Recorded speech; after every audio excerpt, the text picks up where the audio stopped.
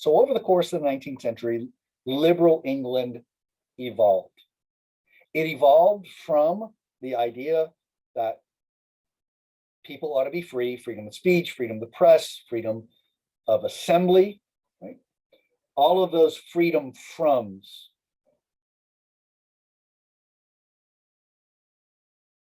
It evolved because of collective action. That when you write a newspaper article, other people read it and they join with you. When you give a political speech, other people hear it and they join with you. That it's not just individuals that are demanding change, but it groups of people, assemblies of people, finding people with common cause. That's the difficult part in a liberal society. To gather enough people to demand a change. That's the true power of freedom of speech, freedom of assembly, freedom of press. It's not about me, it's about creating a we.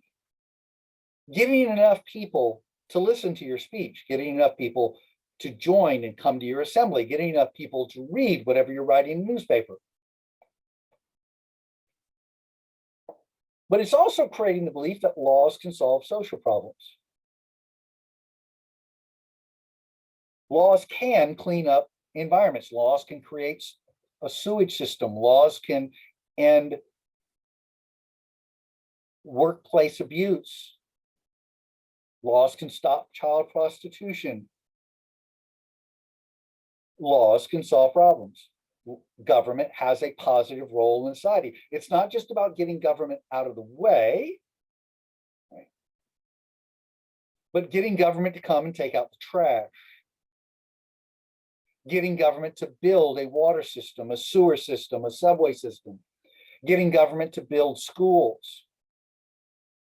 Using public funds for public goods. This is what liberal England tried to do. So over the course of the 19th century, a new constitution emerged. Not really changing the constitution itself, but there was a new distribution of power. A new idea of thinking about government. These people were public servants. Public servants. They didn't serve God. They didn't serve the king. They served the public. That's the new constitution. That's the new foundation. Because the people were sovereign. The monarchy became titular. Right? The job of the monarch in the 20th century is to wave. Queen Victoria and then Edward stepped back from governing and became reigning monarchs. They didn't get involved in politics. And of all the European monarchs, they kept their heads about them. They didn't get chased from the throne.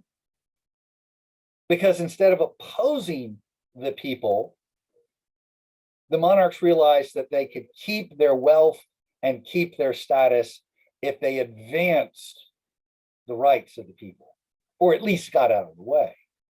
So were these changes intentional? Was it intended to create a new constitution? And the answer is clearly no.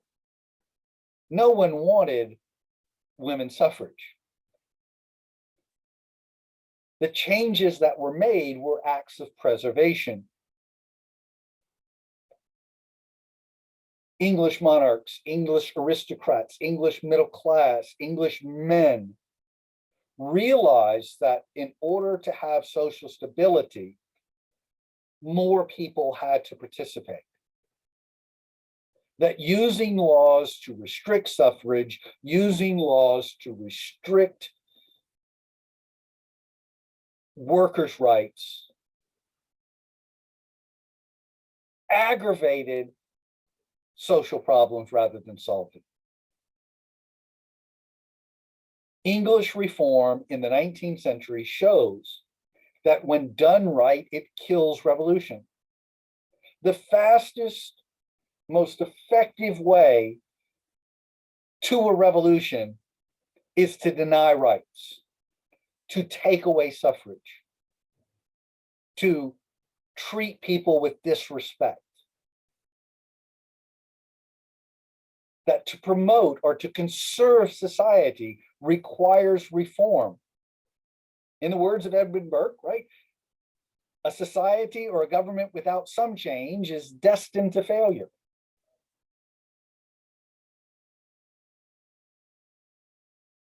England did not experience a violent revolution because English political leaders adopted liberalism,